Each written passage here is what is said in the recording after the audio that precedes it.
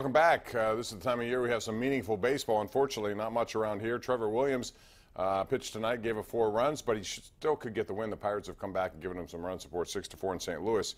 A big, meaningful game for St. Louis. But I have some numbers here, Ron, I want to throw at you just because Justin Verlander and Garrett Cole became the first duo on the same team to have 250 strikeouts each in the same year since Curt Schilling and Randy Johnson. Just for the record, Garrett Cole, 29 starts, 13-5, 2.86 ERA.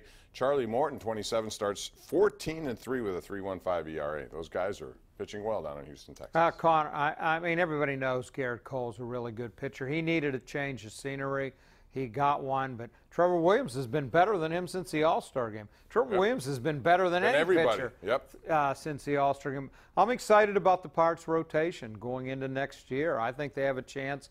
Archer is such a key for that with Williams and Tyone.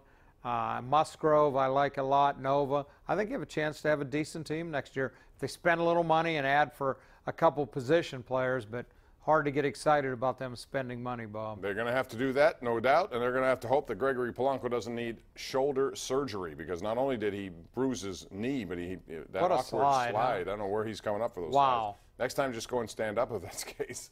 All right, let's go to the lines. We got them hopping tonight. Harry in Westview is first. Harry, go ahead. What's on your mind tonight? Hey, everybody is talking up James Conner, and they say he had so many yards and this and that. But here's the deal: when you fumble the ball in a game like that, it's like Ernest Biner. It's no different than Fitz Toussaint. I mean, you make a mistake. Right. I don't think Fitz Toussaint played since then, did he?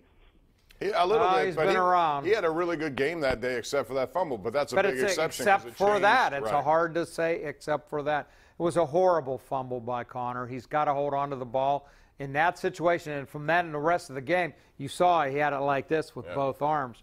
He doesn't have to gain any yards. He just can't fumble there. And, even if you go 3 and out and punt, you take off 2 minutes. You still win the game. Yeah, you still win the game. Absolutely. So that's why it's important. You can't give them a fumble and the ball on the 1-yard line. Let's go out to Bill and Nemacolin. Hey, Bill, what's up? Nothing, Bob. Hey, how come Steelers fans aren't complaining about the 2 pass interference calls that should have been called against the Steelers in overtime, huh? Steelers should have lost that game. And what about the Seattle Super Bowl? How about the guy has a book out? It's called The Fix Is On. There were 7 bad crooked calls in that game that favored the Steelers. So you don't They should have never won that game. All right. I'll let you talk. Well, I don't know why you go back and revisit that. No one cares. It's history. You're about the calls on Sunday to say they didn't deserve to win. When you have 6 turnovers, you really don't deserve to win. But you're playing Cleveland. They had their shot. They made their mistakes too. All right, line 4, as they continue to churn out the calls here, it's Ken in North Huntington. Ken, you're on the Nightly Sports Call. How are you? Hey, hi, guys. I usually don't call into the shows, but, everybody's just giving Conner such a hard time. And it's not a hard time. It's just a realistic part of the game. He'll be the first to tell you that took everything away from what he did. He had a great day, except you can't fumble. I mean, he carried the team that day, and it really the Steelers lost the game. No, his fumble lost the game, in my opinion. He had a great day. Bob said it right. He had a great day. He doesn't fumble there, though. They win the game. It was the most important play of the game, in my opinion. The defense had played well with the exception of 1 drive, but when you give the ball at the 1-yard line, they have no shot at that point. So even though it looks like the defense gave up points, they really didn't give up points, and that was the problem. Line 3, it's Chris in Uniontown, PA. And Chris, how you doing tonight? How you doing, guys? I got 3 things to say, man. I know you're gonna call me crazy, but Big Ben's washed up. No, he's not. Let it go. He's washed up. No, he's not. Listen, when he leaves, you may appreciate him a lot more than you are right now. I can tell you that. He ain't the greatest quarterback Pittsburgh ever had. I'm 52 years old. Why do you say washed up? I've seen great quarterbacks with the. He ain't better than Mark Malone. All right, on that note, we'll move on from that. You want to say calls. Bradshaw's better, I'll live with that, even though I disagree with him. Mark Malone? Wow. Let's go to Jim in Castle Shannon. Hey, Jim, welcome. What's up? Hey, Bob, how you doing? All right, thanks. Hey, Bob, I just want to say you were right about Cleveland. You said take them with the points. I did. I just don't think the Steelers are going to come out of the gate strong offensively. They haven't shown that over the years, and I felt no reason to think. I predicted a low-scoring game, sloppy, and Cleveland would cover. That's all I knew about it based on what I thought. Okay. And another thing now, they're playing Kansas City this week, and the Steelers are a 5-point favorite. Okay, remember last year when the Steelers went down to Kansas City on Monday night, KC was undefeated, and the Steelers wiped them out. Right.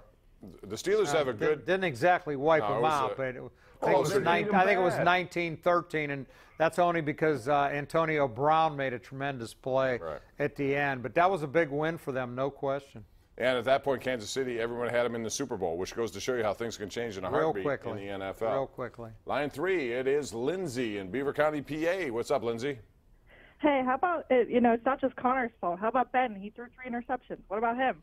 He had 3 interceptions and lost 2 fumbles. He had a horrible game. First of all, you're Lindsay, right. You're making it sound like we're coming down heavy on Connor. We said it's the turning point of the game. You'd have to admit that, right? Without that fumble, Cleveland has no shot. Right, but Ben threw it and 3 interceptions very close to the end zone. Like you can't do that either. You're right. Oh, you're right. Absolutely. But that's, I mean, we're looking for turning points, and that was the biggest one in our estimation. Even though you're right, Ben Roethlisberger will be on with Ron and Joe Starkey tomorrow on their show, and I guarantee you he'll be the first to tell you he was awful. Right?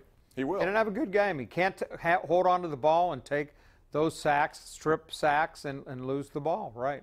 Plus the interceptions, no question. Ted on line 5, you're up. What's up, Ted? Hey, how you guys doing? Well, thank you. We're talking a lot about Ben here, but, he doesn't usually play too well on the road. But do you think this is going to dictate the season or? No. I think you're going to see them rebound big. I think you're going to see them win this game this week a lot. I'm looking at something like 28-13. I think it's going to be due in large part to I think they're going to come out and play the way they play at home. And Kansas City's a very good team, and I have a lot of respect for them. But I think Pat Mahomes is going to find out what it's like to play a defense that I think is better, especially in that situation, Ron. So I'm looking for them to win. Yeah, I think I'm not ready to write off the season based. Although I've said it 3 times. I walked out of the stadium with my guys from the Post-Gazette, and I looked at Bouchette yesterday as we're walking out. I said, well, Ben lost 1 here in Cleveland again. Now he's 11-3. But he didn't lose. It was a tie, but it felt like a loss, didn't it? But I don't think the offense is going to be that bad again.